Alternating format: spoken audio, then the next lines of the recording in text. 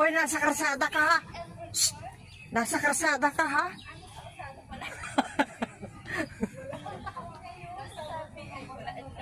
Punta kami ngayon sa B1 kung saan kami Nakatira, nakatigil, naka-stay. mamaya kami mag-stay out na. Ilang oras lang. Ilang oras? lang kami Ay, mag-check ako nga. check out. Then, 2 nights and 3 days. Kami. Pauwi na kayo saan? Sa Pinas?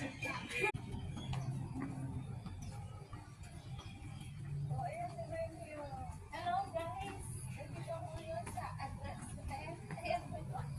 Hoy, nasa karsada ka ha? Shh!